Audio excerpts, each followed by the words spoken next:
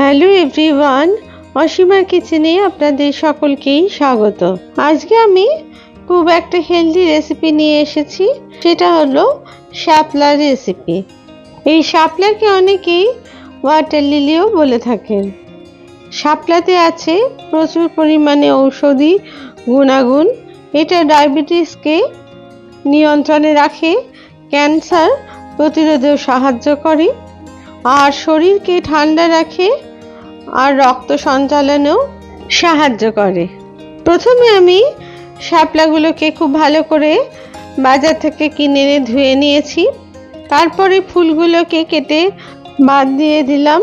অন্যদিকে শাপলার ডাঁটিগুলোকে আমি অর্ধেক করে কেটে নিয়ে তারপরে আস্তে আস্তে হাত দিয়ে আঁশগুলো ছাড়িয়ে নিলাম।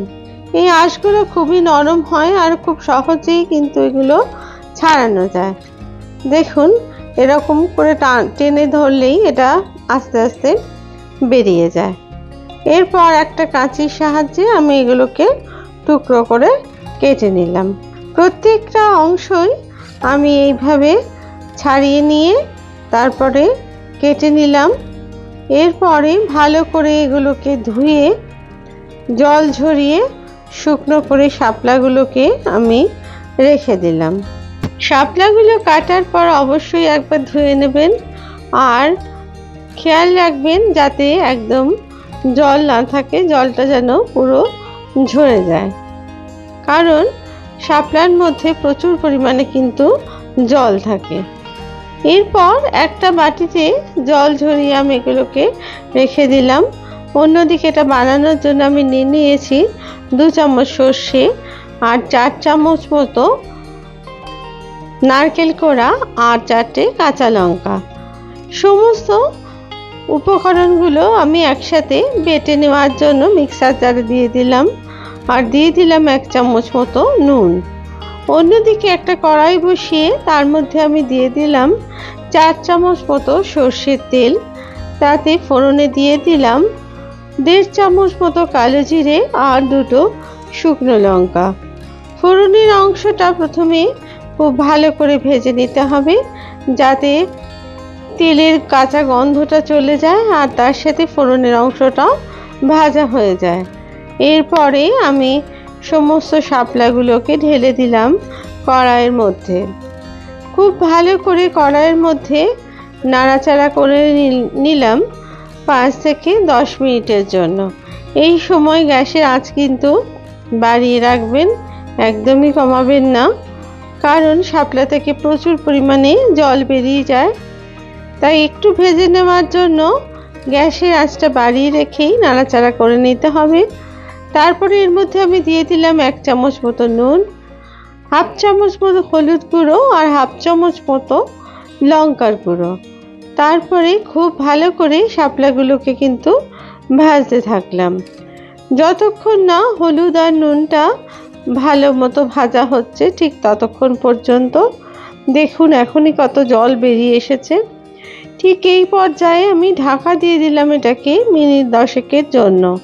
গ্যাসের আঁচ কিন্তু আপনারা অবশ্যই বাড়িয়ে রাখবেন। তারপরে 10 মিনিট পরে আবার খুলে একটু নাড়াচাড়া করে দিলাম শাপলাগুলোকে। এরপর আরও মিনিট 5-এর জন্য ঢাকা দিয়ে দিলাম। মিনিট 5 পর ঢাকনা খুলে দিলাম। দেখুন জল কিন্তু এখনো শুকোয়নি, যথেষ্ট জল রয়েছে। এরপর আরেকটু নাড়াচাড়া করে আমি এটাকে সমস্ত শাপলার ডাঁটিগুলোকে কিন্তু মিশিয়ে দিলাম। দেখুন কচুর শাকের যেরকম জল বেরিয়ে আসে, ঠিক সেই রকমই কিন্তু শাপলাতেও প্রচুর পরিমাণে জল বেরিয়ে আসে, কিন্তু কচুর শাকের ক্ষেত্রে আমাদের জলটাকে ফেলে দিতে হয়, আর শাপলাতে জলটা ফেলবার কিন্তু দরকার হয় না। এরপর এর মধ্যে আমি দিয়ে দিলাম 4 চামচ মতো নারকেল আর সর্ষে কাঁচা লঙ্কা বাটা, আর দিয়ে দিলাম বড় চামচের 1 চামচ চিনি। একটু মিষ্টি ভাব হলে খেতে কিন্তু ভালো লাগে, তাই আমি চিনিটা দিলাম 1 চামচ। তবে আপনারা আপনাদের স্বাদ অনুযায়ী অবশ্যই নুন আর চিনিটা কিন্তু দেবেন। তারপরে খুব ভালো করে নাড়াচাড়া করে অনবরত এটা নাড়তে থাকলাম। এটা একদমই কিন্তু শুকনো হবে, তাই গ্যাসের আঁচটা কিন্তু বাড়িয়ে রেখে অনবরত এটাকে নাড়তে থাকলাম। দেখুন আস্তে আস্তে কিন্তু এটা শুকিয়ে আসছে আর উপর থেকে কিন্তু তেল ছাড়তে শুরু করে দিয়েছে।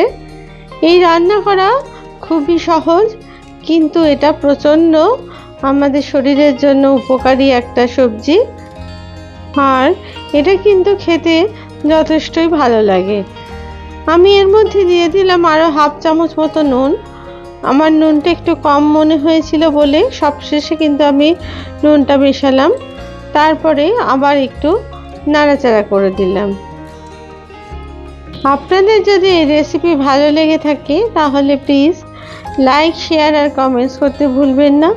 আর আপনারা যদি আমার চ্যানেলের নতুন সদস্য হয়ে থাকেন তাহলে প্লিজ চ্যানেলটিকে সাবস্ক্রাইব করে দেবার অনুরোধ রইল।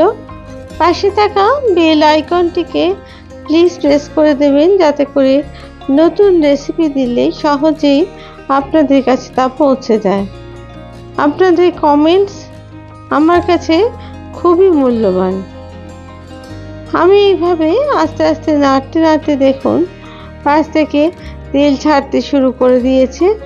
এই সময় আরও মিনিট 3-4 এটাকে ভালো করে নেড়ে নেড়ে আমি শুকনো করে নিলাম।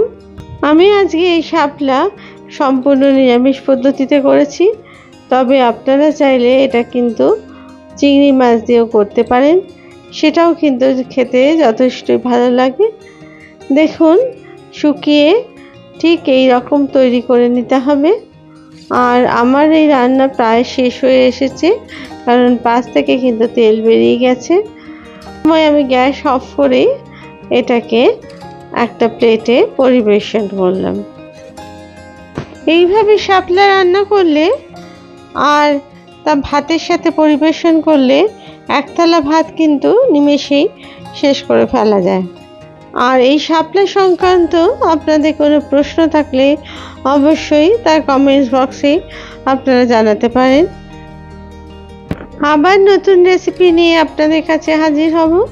আপনারা সকলেই ভালো থাকবেন। ধন্যবাদ।